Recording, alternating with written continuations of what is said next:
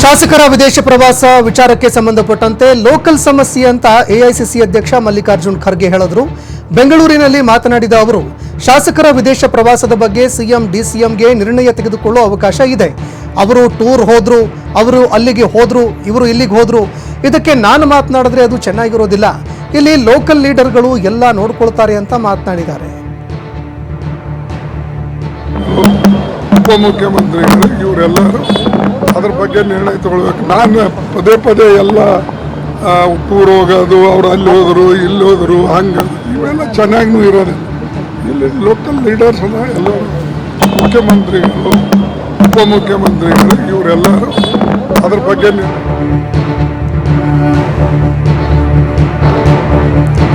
ಕಾಂಗ್ರೆಸ್ ಶಾಸಕರ ವಿದೇಶ ಪ್ರವಾಸದ ಬಗ್ಗೆ ಪ್ರತಿಕ್ರಿಯೆ ನೀಡಿದ ಸಚಿವ ಪರಮೇಶ್ವರ್ ಅವರು, ಶಾಸಕರು ಯಾಕೆ ವಿದೇಶ ಪ್ರವಾಸಕ್ಕೆ ಹೋಗ್ತಾ ಇದ್ದಾರೆ ಅಂತ ಗೊತ್ತಿಲ್ಲ ಅಂತ ಹೇಳಿದ್ರು. ಮಂಗಳೂರಿನಲ್ಲಿ ಮಾತನಾಡಿದ ಅವರು, ಶಾಸಕರು ತಮ್ಮ ಹಣದಲ್ಲಿ ಎಲ್ಲಿ ಬೇಕಾದರೂ ಹೋಗಬಹುದು. ಆಸ್ಟ್ರೇಲಿಯಾ ಸೇರಿದಂತೆ ಎಲ್ಲ ಕಡೆ ಕೃಷಿ ಇದೆ. ಬಜೆಟ್ನಲ್ಲಿ ಅವರಿಗೆ ಕೆಲಸ ಇಲ್ಲ.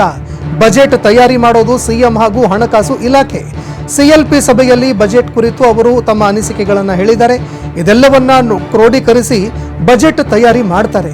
ಶಾಸಕರು ಎಲ್ಲಿಗೆ ಬೇಕಾದರೂ ಹೋಗ್ತಾರೆ ಬರ್ತಾರೆ ಅಂತ ವಿದೇಶ ಪ್ರವಾಸವನ್ನ ಸಮರ್ಥನೆ ಮಾಡಿಕೊಂಡಿದ್ದಾರೆ. ಇಲ್ಲ, ಅವ್ರು ಯಾಕೆ ಹೋಗ್ತಾ ಇದ್ದಾರೆ ಅಂತಂದ್ರೆ ಯಾಕೆ ಹೋಗ್ತಾರೆ ಗೊತ್ತಿಲ್ಲ ನಮಗೆ. ಅವರು ಇಂಡಿವಿಜುವಲ್ ಆಗಿ ಅವರ ಡಿಸಿಷನ್, ಅದು ಅವರ ಹಣದಲ್ಲಿ ಎಲ್ಲಿಗೆ ಬೇಕಾದ್ರೂ ಹೋಗ್ಬೋದು. ಹೌದಲ್ಲ, ಯಾಕಿಲ್ಲ? ನಾನು ಆಸ್ಟ್ರೇಲಿಯಾದಲ್ಲೇ ಇದ್ನಲ್ರಿ, ಅಲ್ಲಿ ಯಾಕೆ ಕೃಷಿ ಇಲ್ಲ ಅಂತ ಹೇಳಿ? ಎಲ್ಲ ಕಡೆನೂ ಇದೆ, ಅದೇನಿಲ್ಲ. ಸ್ಟಡಿ ಟೂರ್ ಅಲ್ಲ, ಅವ್ರಿಗೇನು ಕೆಲಸ ಇಲ್ಲಲ್ಲ. ಬಜೆಟ್ನಲ್ಲಿ ಏನು ಕೆಲಸ ಇದೆ? ಬಜೆಟ್ ಪ್ರಿಪರೇಷನ್ ಮಾಡೋರು ಮುಖ್ಯಮಂತ್ರಿಗಳು ಮತ್ತು ಫೈನಾನ್ಸ್ ಡಿಪಾರ್ಟ್ಮೆಂಟ್. ಅವರು ಹೇಳೋದೆಲ್ಲ CLP ಅಲ್ಲಿ ಹೇಳಿದ್ದಾರೆ. ಶಾಸಕರೆಲ್ಲ ಅದಕ್ಕೆ CLP ಕರೆದಿದ್ರು ಸದನ ಅಧಿವೇಶನದಲ್ಲಿ. ಆಗ ಅವರ ಅನಿಸಿಕೆಗಳನ್ನು ಹೇಳಿದ್ದಾರೆ ಮುಖ್ಯಮಂತ್ರಿಗಳಿಗೆ. ಸೊ ಅದನ್ನೆಲ್ಲ ಸಂಗ್ರಹಣೆ ಮಾಡಿ ಈಗ ನಮ್ಮ ಜೊತೆ ಎಲ್ಲ ಮಾತಾಡಿದ್ದಾರೆ ಮುಖ್ಯಮಂತ್ರಿಗಳು. ನಮ್ಮ ಇಲಾಖೆಗಳದ್ದೆಲ್ಲ ಡಿಸ್ಕಷನ್ ಆಗಿದೆ, ಇನ್ನೂ ಕೆಲವು ಡಿಸ್ಕಷನ್ ಆಗಬೇಕು.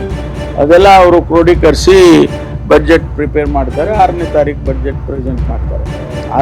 ಆ ರೀತಿ ಯಾವುದೂ ಇಲ್ಲ. ಶಾಸಕರು they are at free will, ಎಲ್ಲಿ ಬೇಕಾದ್ರೂ ಹೋಗ್ತಾರೆ ಬರ್ತಾರೆ. ಅವರ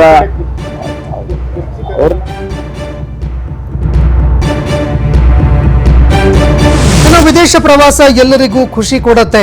ಅವರೆಲ್ಲ ಶಾಸಕರಾಗಿದ್ದಾರೆ, ವಿದೇಶಕ್ಕೆ ಹೋಗಿದ್ದಾರೆ ಅಂತ ಮಾಜಿ ಸಂಸದ DK ಸುರೇಶ್ ಅವರು ಹೇಳಿದ್ರು. ಬೆಂಗಳೂರಿನಲ್ಲಿ ಮಾತನಾಡಿದ ಅವರು, ಕೆಲವರು ವಿಶ್ವಾಸಕ್ಕೆ ಹೋಗ್ತಾರೆ, ಕೆಲವರು ದೇಶ ನೋಡೋದಕ್ಕೆ ಅಂತ ಹೋಗ್ತಾರೆ. ಇದರಲ್ಲಿ ವಿಶೇಷತೆ ಏನಿಲ್ಲ ಅಂತ ಮಾತನಾಡಿದ್ರು.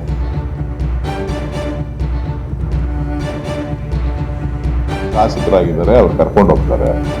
ನೀವು ಶಾಸಕರಾಗಿದ್ರೆ ನಿಮ್ಮನ್ನು ಕರ್ಕೊಂಡು ಹೋಗ್ಬೋದು. ಪ್ರಯತ್ನ ಮಾಡಿ, ನೀವು ಶಾಸಕರಾಗೋದಕ್ಕೆ ನಿಮ್ಮನ್ನು ಕರ್ಕೊಂಡು ಹೋಗ್ಬೋದು. ವಿಶ್ವಾಸಕ್ಕೆ ಕೆಲವರು ಹೋಗಿರ್ತಾರೆ, ಕೆಲವರು ದೇಶ ನೋಡ್ಬೇಕು ಅಂತ ಹೋಗಿರ್ತಾರೆ, ಕೆಲವರು ಅಧ್ಯಯನ ಮಾಡಬೇಕು ಅಂತ ಹೋಗಿರ್ತಾರೆ. ಅದ್ರ ಬಗ್ಗೆ ಎಲ್ಲ ವ್ಯಾಖ್ಯಾನ ಮಾಡುವಂಥದ್ದು ಏನಿಲ್ಲ.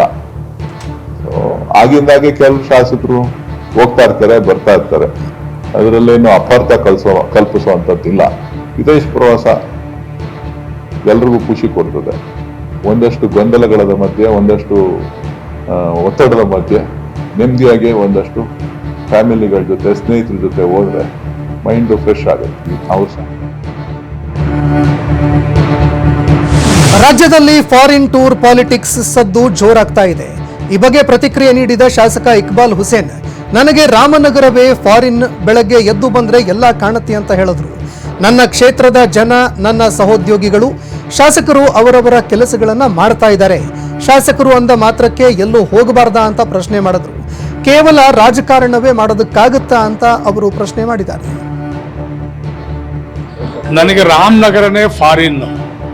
ನಾನು ಬೆಳಗ್ಗೆ ಇಲ್ಲಿ ಬಂದ್ರೇನೆ ನನಗಿಲ್ಲೇ ಎಲ್ಲ ಕಾಣ್ತದೆ. ಏನೇನು ಬೇಕು, ನಾನು ಏನೇನು ಮಾಡ್ತೀನಿ ಅದನ್ನು ನನಗಿಲ್ಲೇ ಕಾಣ್ತದೆ. ಇದೇ ನನ್ನ ಫಾರಿನ್ನು.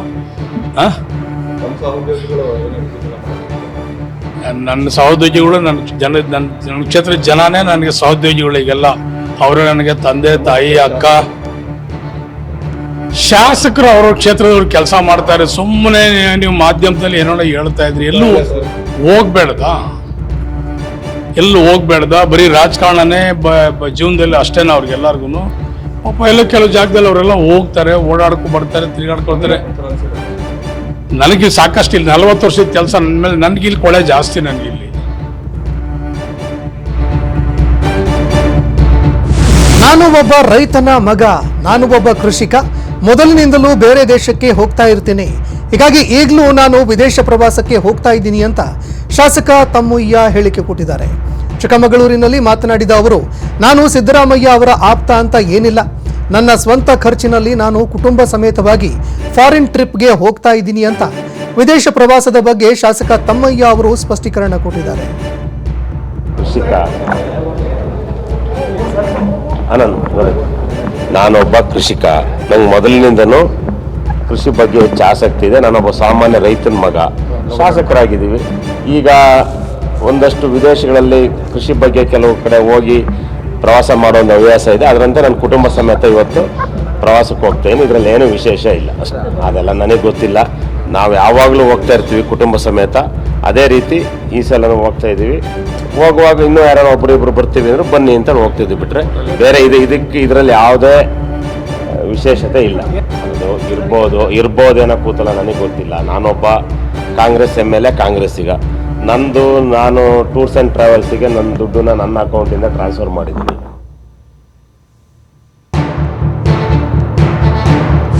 ಸಚಿವರು, ಶಾಸಕರು ವೈಯಕ್ತಿಕವಾಗಿ ವಿದೇಶಕ್ಕೆ ಹೋಗ್ತಾ ಇದ್ದಾರೆ. ವೈಯಕ್ತಿಕ ಪ್ರವಾಸ ಅಂದ ಮೇಲೆ ಬೇಡ ಅನ್ನೋದಕ್ಕೆ ಹೇಗೆ ಸಾಧ್ಯ ಅಂತ ಯತೀಂದ್ರ ಸಿದ್ದರಾಮಯ್ಯ ಹೇಳಿಕೆ ಕೊಟ್ಟಿದ್ದಾರೆ. ಮೈಸೂರಿನಲ್ಲಿ ಮಾತನಾಡಿದ ಅವರು, ಯಾವ ರಾಜಕೀಯ ಬೆಳವಣಿಗೆಗಳು ಇಲ್ಲ, ರಾಜಕಾರಣಕ್ಕೂ ವಿದೇಶ ಪ್ರವಾಸಕ್ಕೂ ಸಂಬಂಧಗಳಿಲ್ಲ, ನನ್ನನ್ನ ಪ್ರವಾಸಕ್ಕೆ ಕರೆದಿಲ್ಲ, ನಾನು ಹೋಗ್ತಾ ಇಲ್ಲ ಅಂತ ಮಾತನಾಡಿದ್ದಾರೆ. ಅವ್ರೀಗ ಸರ್ಕಾರದ ಹಣದಿಂದ ಏನು ಹೋಗ್ತಿಲ್ಲ, ನನಗೆ ಗೊತ್ತಿರೋ ಮಾಹಿತಿ ಪ್ರಕಾರ ಎಲ್ಲರೂ ಅವ್ರವ್ರ ಹಣ ಹಾಕೊಂಡು ವಿದೇಶ ಪ್ರವಾಸಕ್ಕೆ ಹೋಗ್ತಿದ್ದಾರೆ. ಸೊ ಅವ್ರು ವೈಯಕ್ತಿಕವಾಗಿ ಹೋಗ್ತೀನಿ ಅಂತಂದ್ರೆ ಅದಕ್ಕೆ ಬೇಡ ಅನ್ನೋದಕ್ಕೆ ನಾವು ಹೇಳೋದು. ನಾನು ತಮ್ಗೆ ಆಹ್ವಾನ ಇದೆಯಾ?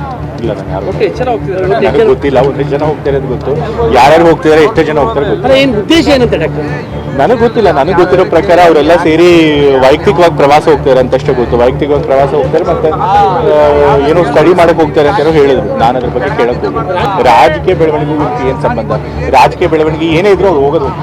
ಅವ್ರೀಗ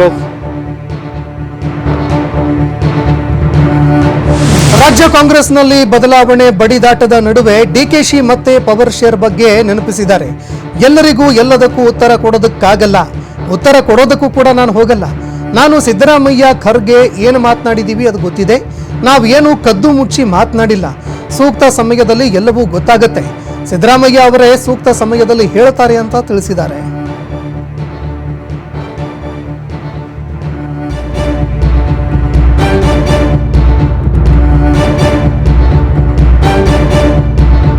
ಶೀಘ್ರದಲ್ಲೇ 3ನೇ ಡೇಟ್ ಸಿಗುವ ಸಾಧ್ಯತೆ ಇದೆ. ಆ ಡೇಟ್ಗೆ DCM DK ಶಿವಕುಮಾರ್ ಮುಖ್ಯಮಂತ್ರಿ ಆಗ್ತಾರೆ ಅಂತ ಶಾಸಕ ಇಕ್ಬಾಲ್ ಹುಸೇನ್ ಸ್ಫೋಟಕ ಹೇಳಿಕೆ ಕೊಟ್ಟಿದ್ದಾರೆ. ರಾಮನಗರದಲ್ಲಿ ಮಾತನಾಡಿದ ಅವರು, ನಮಗೆ ರಾಜಕೀಯ ಶಕ್ತಿ ನೀಡುವಂತಹ ಸ್ವಾಮೀಜಿ ಧ್ಯಾನಕ್ಕೆ ಕೂತಿದ್ದಾರೆ, ಒಳ್ಳೆಯದು ಮಾಡಿ ಅಂತ ಅವರನ್ನ ನಾವು ಬೇಡ್ಕೊಂಡಿದ್ದೀವಿ. ನಂಬಿಕೆ ಮೇಲೆ ಶೀಘ್ರದಲ್ಲೇ 3ನೇ ಡೇಟ್ ಸಿಗೋ ಸಾಧ್ಯತೆ ಇದೆ ಅಂತ ಇಕ್ಬಾಲ್ ಹುಸೇನ್ DKಶಿ ಬಗ್ಗೆ ಭವಿಷ್ಯ ನುಡಿದಿದ್ದಾರೆ.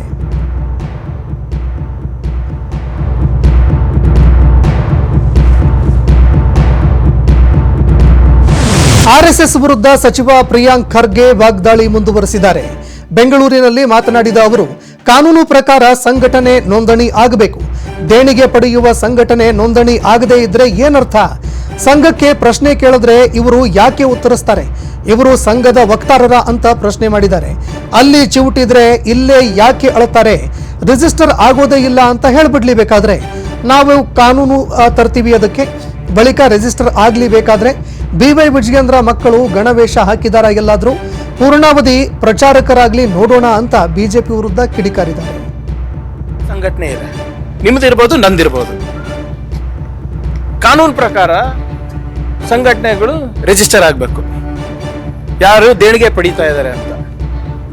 ದೇಣಿಗೆ ಪಡೆಯುವಂಥ ಸಂಘಟನೆಗಳು ರಿಜಿಸ್ಟರ್ ಆಗಲ್ಲ ಅಂತ ಹೇಳಿದ್ರೆ ಅದು ಕಾನೂನಿನ ತದ್ವಿರುದ್ಧ ಅಲ್ಲ. ನನಗೆ ಬಿಡ್ತಾರಾ? ಇಂಥ ಒಂದು ಸಂಘಟನೆ ನಡ್ಸಕ್ಕೆ ನನಗೆ ಬಿಡ್ತಾರಾ? ನಿಮಗೆ ಬಿಡ್ತಾರಾ? ಹೋಗ್ಲಿ ಬಿಡಿ. ನೀವೇನು ಸಂಬಳ ತಗೋತೀರಾ ಅದಕ್ಕೂ ಟ್ಯಾಕ್ಸ್ ತಗೋತಾರಲ್ರಿ ಸರ್ಕಾರ. ಮತ್ತು ಇವ್ರ ದೇಣಿಗೆಗೆ ಯಾಕೆ ಯಾರು ಏನು ಕೇಳೋರಿಲ್ಲ, ಹೇಳೋರಿಲ್ಲ. ಆಮೇಲೆ ಇವ್ರು ಏನು ಸಾಧನೆ ಮಾಡಿದಾರೆ ಅಂತ ಇವ್ರಿಗೆ ಇಷ್ಟು ಪ್ರೊಟೆಕ್ಟ್ ಮಾಡ್ತಾ ಇದ್ದಾರೆ. ಆಮೇಲೆ ನಾನು ಕೇಳ್ತಾ ಇರೋದು ಪ್ರಶ್ನೆ ಸಂಘಟನೆಗೆ, ಸಂಘಕ್ಕೆ ಆರ್ಎಸ್ಎಸ್ ಬಗ್ಗೆ ಮಾತನಾಡುವ ಸಚಿವ ಪ್ರಿಯಾಂಕ್ ಖರ್ಗೆ ಅವರಿಗೆ ಆರ್ಎಸ್ಎಸ್ ವಿರೋಧಿ ಸಿಂಡ್ರೋಮ್ ವೈರಸ್ ಅಟ್ಯಾಕ್ ಆಗಿದೆ ಅಂತ ಬಿಜೆಪಿ ನಾಯಕ ಸಿಟಿ ರವಿ ಪ್ರಿಯಾಂಕ್ ಖರ್ಗೆ ವಿರುದ್ಧ ವಾಗ್ದಾಳಿ ಮಾಡಿದ್ದಾರೆ. ಆರ್ಎಸ್ಎಸ್ ದೆವ್ವ ಬಿಜೆಪಿ ದೆವ್ವದ ನೆರಳು ಎಂಬ ಪ್ರಿಯಾಂಕ್ ಅವರ ಹೇಳಿಕೆಗೆ ಪ್ರತಿಕ್ರಿಯೆ ಕೊಟ್ಟ ಅವರು, ಒಳ್ಳೆ ಕೆಲಸ ಮಾಡುವ ಸಂಘಟನೆಗೆ ದೆವ್ವದ ರೀತಿ ಕಾಣುತ್ತೆ ಅಂದ್ರೆ ಪ್ರಿಯಾಂಕ್ ಖರ್ಗೆಗೆ ಮಾರ್ಕ್ಸ್ವಾದದ ದೆವ್ವ ಬಡದಂತಿದೆ. ದೆವ್ವ ಬಡ್ದಿರೋದು ಎಲ್ಲರನ್ನ ಅವರಂತೆ ನೋಡ್ತಾರೆ. ಪ್ರಿಯಾಂಕ್ ಖರ್ಗೆಗೆ ದೆವ್ವ ಬಡಿದಂತೆ ಕಾಣ್ತಾ ಇದೆಯಂತ ಪ್ರಿಯಾಂಕ್ ಖರ್ಗೆ ವಿರುದ್ಧ ಸಿಟಿ ರವಿ ಕಿಡಿಕಾರಿದ್ದಾರೆ.